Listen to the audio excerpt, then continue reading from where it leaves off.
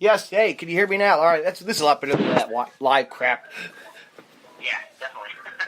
All right. Let's start it over. Hell with it. All right. So how you doing tonight, man? I'm doing great. I just came back from training session at Casino Bros, so filling up. I'm feeling good. Yeah. How are you? I'm doing pretty good, man. I'm doing pretty good. Awesome. Cool. So you're gonna make your East Coast debut in a couple of weeks. Yeah. Beforehand, I wrestled a lot in the East Coast, but I wrestled for this company called Christopher. That was actually a band too, and it was its own little independent music project. So Yeah. I have been to the East Coast, and I've wrestled like all over the East Coast, but not as Eli Everfly. So I'm really excited about that. Definitely. Oh, really? Yeah. So it's like my first. It's my debut on the East Coast as Eli Everfly. But I've wrestled a lot in the East Coast. Right on. Like last year, definitely. Yeah. Oh, cool. So yeah, you're going against a lot of guys that Smiley is like the local guy. There's a lot of guys that are local, and you'll be impressed. You'll be impressed. And there's some new faces. Zenai or whatever his name is, Zenshin Shai or whatever his name is. So we'll see what he brings to the table too. Yeah, I'm not too familiar with the other two, but Smiley has a really good social media outlet, So yeah, I've been following him for about a year now. Yeah, so I'm really excited to wrestle, man. Because, I've been following him for a while, and I see all the stuff and the training and everything. He's doing great things, and he's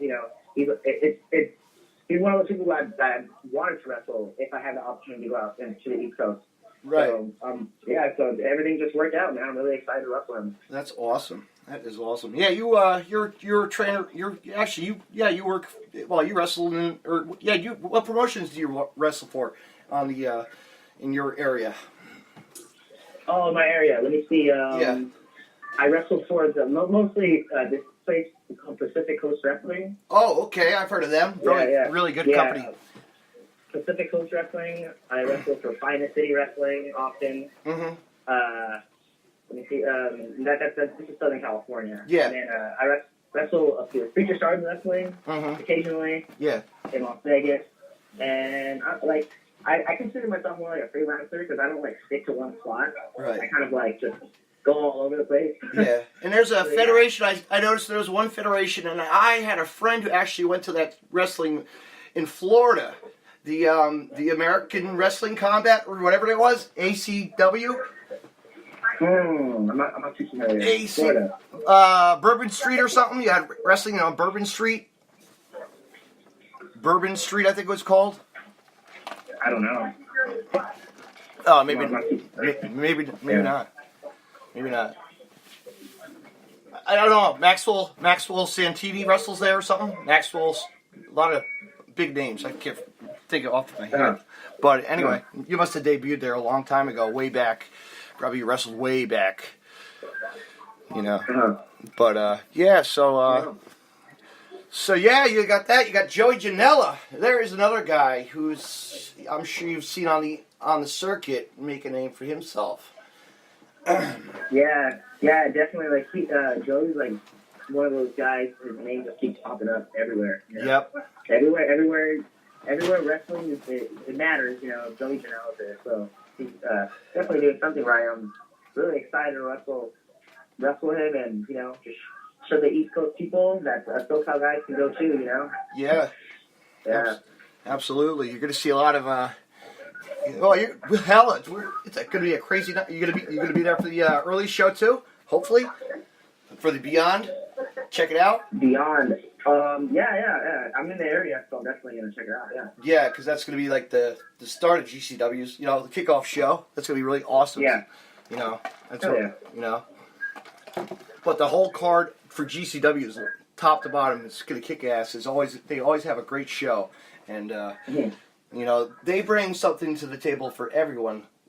And I'm sure you've noticed that, right? Like a little bit of ultra violence and wrestling, straight wrestling. Yeah. Is that something that's popular over in the East Coast right now? Death matches and yes. It died for quite some time. It was like one of those dead spots. Yeah. And then it just picked back up, and there it is, you know. Just making the name, make people bleed, have fun, you know. It's just a business, you know. Yeah, definitely. Yeah, it almost seemed like it was that style was kind of coming back over here, and it just Right. it kind of died out, you know. And then over at Santino Bros, we brought back 90 Human Deathmatch.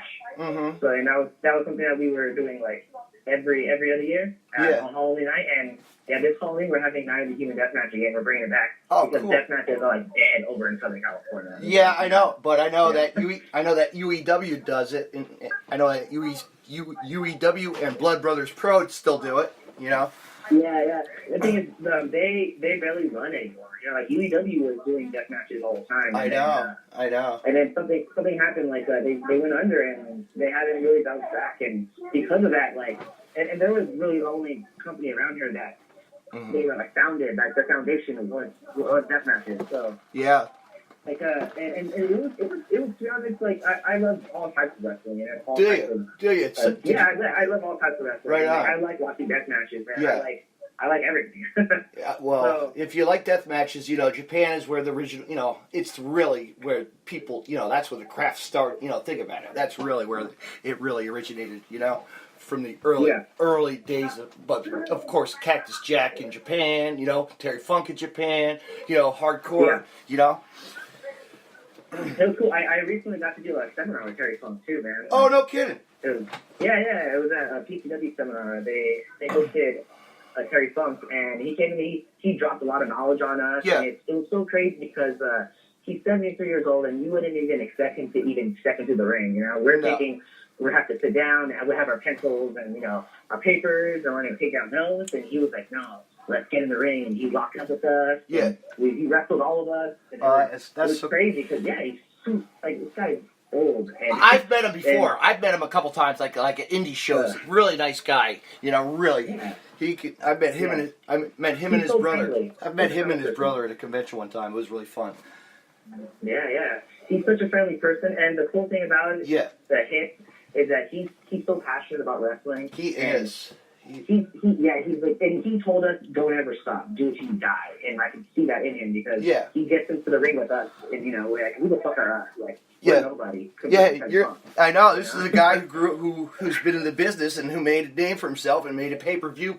You know, pay-per-view first. ECW first originated the pay-per-view. You know, and then exactly. Then look where he was. WWE. You know, pay-per-view killed it. You know, killed it. Yeah, showing off what he had. Like my true friend. And it was so because I mean, this guy has been wrestling for 6 years. Yeah. And he's seen it all, and he kind of explained to us that territories are coming back, and our generation is like a special generation because he explained the territories before and how Vince took over all the territories and how the internet is changing everything, and now we make a dent in mainstream wrestling because there's so many different outlets of entertainment now, and it's not just television. Yeah. So, he was talking about how our generation is really special because we're a part of bringing back territory to the business.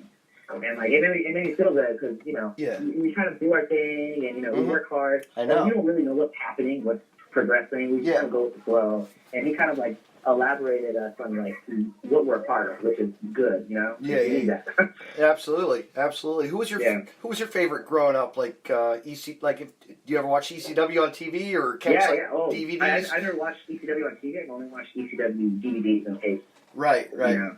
Yeah. But my favorite growing up was always The Rock. The Rock, the People's Champ. All right. Yeah. All right. People's Elbow. Yep. The Rock. The Rock. Yeah. Mick Foley. Chris Jericho. Right. Rob Van Dam. Yeah. Jerry Lynn. Let's see. Jerry. I'll tell you what. Jerry Lynn is one of those guys that you could learn a lot from his move sets and Rob Van Dam, of course. You know. Yeah, definitely. You know. But those are two guys. They kind of like kind of do the style that everybody does now. Yep. You know, it's so fresh. It's the fresh hybrid, right? They call it now hybrid. Hybrid. Yeah. Right. It's like you know.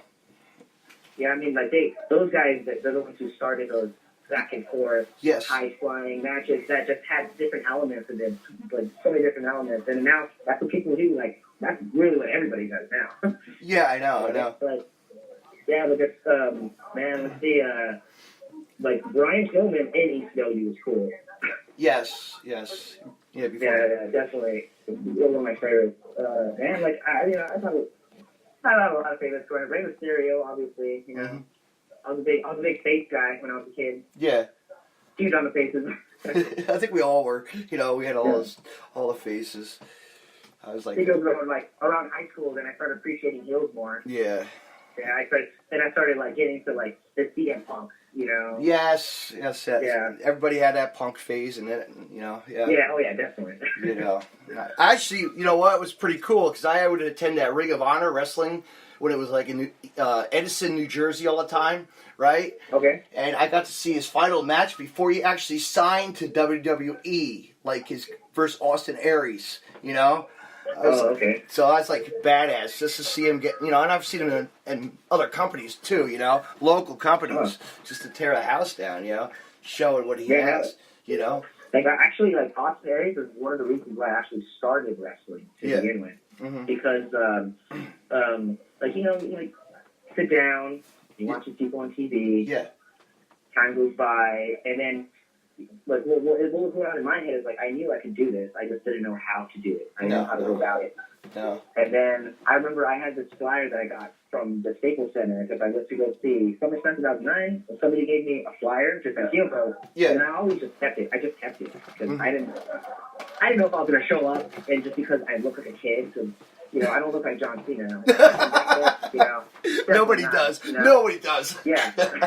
Yeah, I don't know if they were going to turn me away, or I understand how it works, you know? So I kind of just kept it for a long time, and then I remember seeing Austin, because I was a big TNA mark, you know, and I watched TNA a lot, And Austin Aries, at that time, he was like on top of the mountain, and he was like my dude, you know? And I remember just watching him, and he was, me and him, like, he's about like an inch taller than I am. Yeah. But he just looked larger than life, and it just, the way he carries himself. Yeah. And when I'm watching him, then it kind of gave me hope, like, maybe I could do this too. So, even Christopher Daniels too, you know? Even Christopher Daniels, don't forget about him too. You know, he was a real, you know, he was a big influence of Austin Aries, the styles that they both had. You notice that a little bit? I mean, it really collaborated kind of. But yeah. You know, so what's your first event you ever attended? What was your very first, as a kid? Man, my first event I ever attended. Probably just like a local. I think local. Local. Like, I mean, I went to like WWE. Obviously, you know, a lot of times. I didn't go to an indie wrestling match until I actually started training. Oh wow. Wrestling. Like, I didn't like, maybe it was a theme when I started training, but just I didn't know there was indie wrestling existed. I never saw any flyers. I never saw any. I didn't know indie wrestling existed in the area. No. And the first show I went to was like a house show for Santino Bros. Yeah. And it was like a little homie show, and then I kind of like everybody worked really hard, and it was a different feel than like when I went to SmackDown, because you could tell these people like this was what they got, you know, so they were having their WrestleMania matches in this tiny little, you know, like garage, pretty much. I know. So then, so there was that. Like there was that was the first show I went to. An independent wrestling show, and then like about a few months into training, my friend Nick, who was like my training partner, he's like, "Yeah, man, I'm going to the show. It's called PWG. You want to go with me?" And then, dude, that's that's a federal. That's at the time, I didn't even know about. I didn't know PWG, but I knew about Ring of Honor. I knew about GCW. You know, all the big time places. I didn't know about PWG back then. And then he was like, "Yeah, I'm going to the show, man. I'll pay for you and everything. I just need somebody to go with." And this was before when PWG really had names like Tornado was probably when Tornado like Tornado was like the first guy that probably popped into that federation, you know, and really took a name from people not knowing who he was, you know. Yeah, so I remember he's like, "Yeah, I think it's this show called PWG," and then I remember me going, and the first person I saw when I walked in was Kevin Steen. And I was a huge Kevin Steen mark because the first like